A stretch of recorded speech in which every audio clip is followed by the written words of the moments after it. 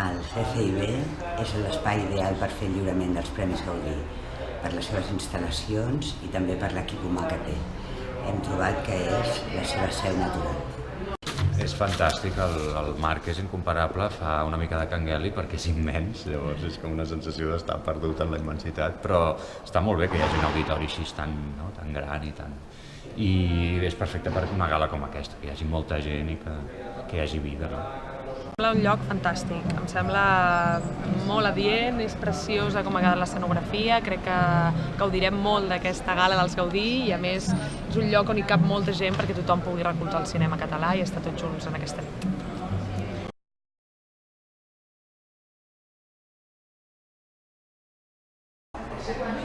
El cinema català té l'avantatge que parla de coses que ens toquen molt directament.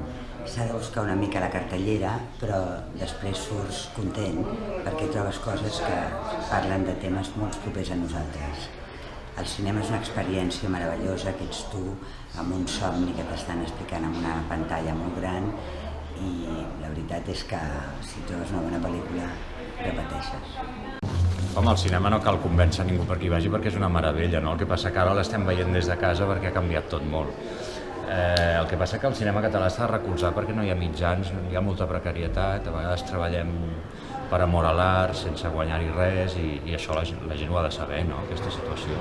El 21% d'IVA no ajuda, però ho hem d'intentar entre tots anar-hi, anar al cinema o comprar cinema català i ajudar que això tiri endavant.